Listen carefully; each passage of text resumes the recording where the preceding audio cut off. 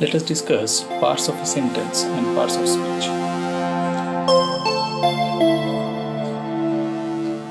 A sentence has the following parts: a subject, a predicate, and an object.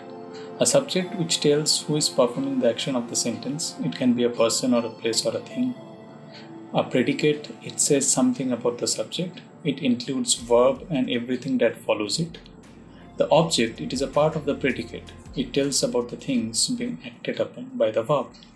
Now there are 3 pictures been given. Please go through it and you will find an example in each of the pictures.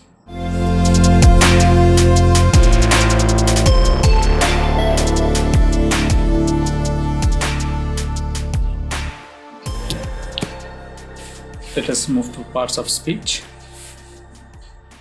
A part of speech have these 9 parts: noun, a word for a person, place or thing; pronoun, which is a word that stands in for a noun; verb, a doing word; an adjective, a word that describes a noun or pronoun; article, a word that introduces a noun; adverb, a word that describes an adjective; preposition, a word that shows the position in time or space; conjunction, a word that connects 2 sentences together; and interjection, an outburst or word people say when they're playing for time.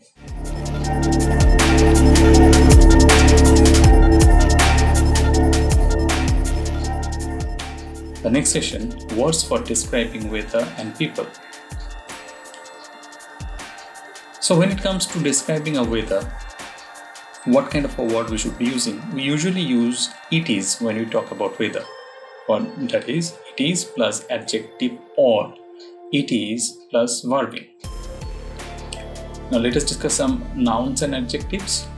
When we come to a noun and adjective, we add y to a noun to create an adjective. For example, rain, adding y to it becomes rainy.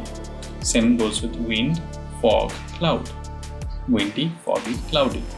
Now weather defining words, for example, clear or cloudy, is bright, types of rain, damp or drizzle, cold weather, hail or snow, types of winds, breeze, windy or gale.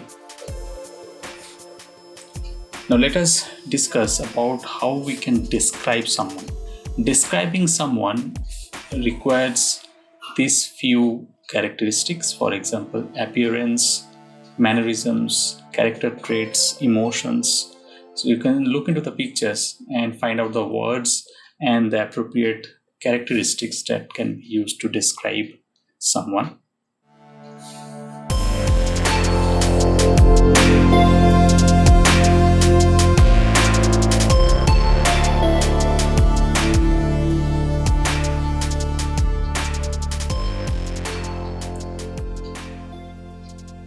Now, when we describe someone or we describe something, we have certain words which are used for strengths and we have certain words which are used for weaknesses.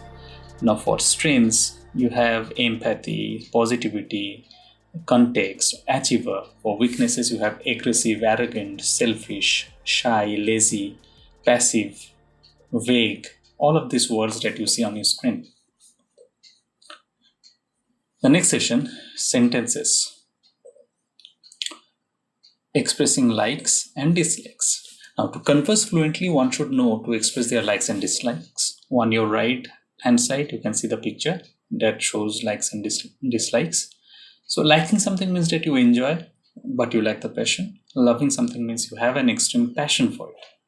If you neither like nor dislike something, you can use the following sentences given as an example. Hating something means it is beyond your tolerance. So you can use the following examples as a sentence construction for that.